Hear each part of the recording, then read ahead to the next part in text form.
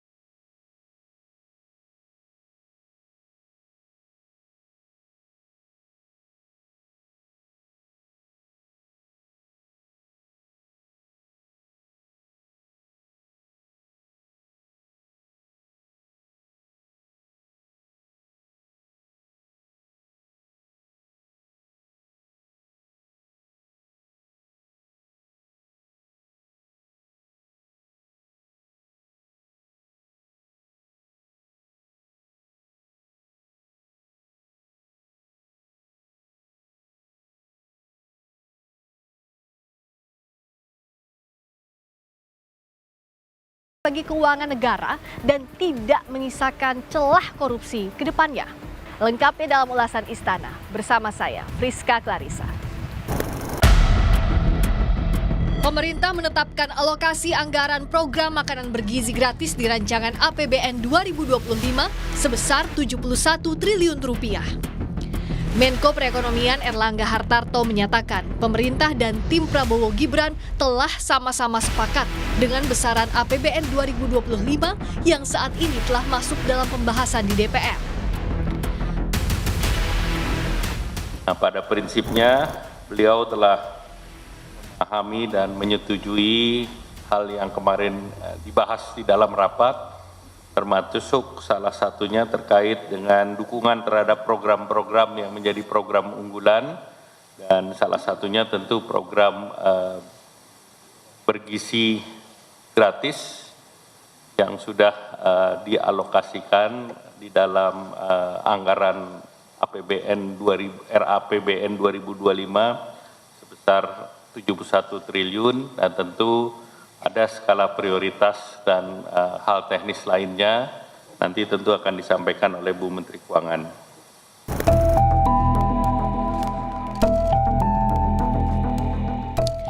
Di hari yang sama dengan sepakatnya pemerintah bersama tim Prabowo soal anggaran makan bergizi gratis, Presiden Jokowi memberi perhatian khusus mengenai pentingnya stabilitas politik jelang pergantian pemerintah agar berjalan mulus. Jokowi bilang jangan sampai ada turbulensi politik. Hal itu disampaikan Presiden di hadapan menterinya saat sidang Kabinet Paripurna soal ekonomi di Istana Negara. Pada kesempatan itu, Prabowo sebagai Presiden terpilih pun duduk bersebelahan dengan Presiden Jokowi. Yang harus menjadi perhatian kita yaitu stabilitas politik. Ini penting agar jangan sampai ada turbulensi politik, agar transisi dari kepemerintahan sekarang ke pemerintahan berikut ini mulus dan baik, itu yang selalu dilihat oleh dunia internasional.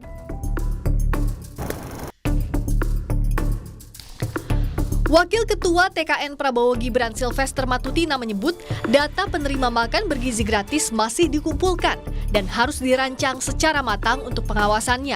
Namun perkiraan ada sekitar 84 juta penerima manfaat dengan prioritas pembagian tahap awal yang berada di daerah tertinggal, terdepan, dan terluar. Tapi sudahkah ada rencana teknisnya, detailnya untuk berapa orang misalnya di tahun pertama, di mana saja secara lebih rinci? Yang kita terakhir ya, ini data kan masih berbeda-beda nih antara data di Kementerian Pendidikan, Kementerian Sosial, termasuk Kementerian Kesehatan. Tapi intinya itu yang kita inginkan itu 84 juta penerima manfaat ya. Terdiri dari ibu hamil, bayi, anak SD, TK, SMP, SMA, bahkan sampai pesantren. Tapi kembali lagi nanti kita lihat memang benar-benar mana yang lebih mendesak gitu loh. Jadi kita juga tidak mau akhirnya program ini menyasar kaum yang gizinya sudah cukup baik ya, terutama di perkotaan dan kota besar. Jadi intinya kembali lagi kita mencoba yang 3M yang terluar, ya kan, terasing dan terbelakang lah, itu yang di luar.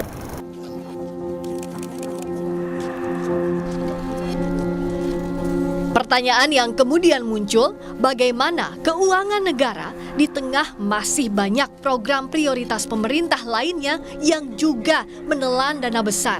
Pembangunan Ibu Kota Nusantara misalnya.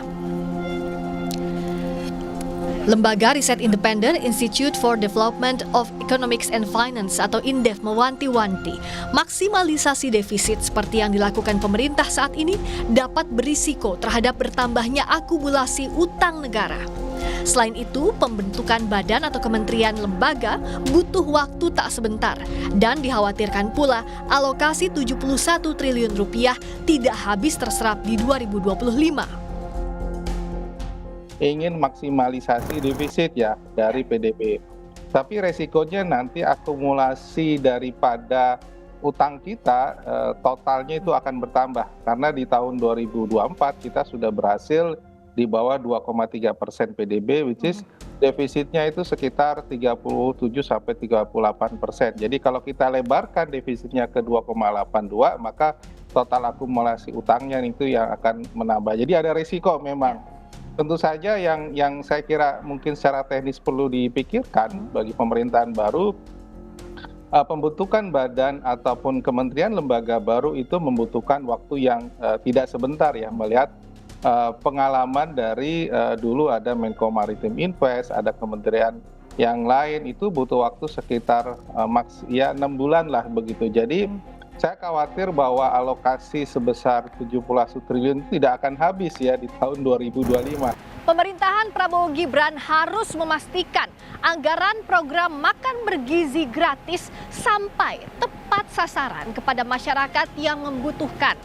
Tak lupa selain anggaran harus aman bagi keuangan negara, jangan sampai dengan anggaran yang besar itu ada celah bobol terjadinya praktik korupsi dalam pelaksanaan program unggulan Presiden terpilih. Friska Clarissa, Ganiar Febrian, Kompas TV, Jakarta.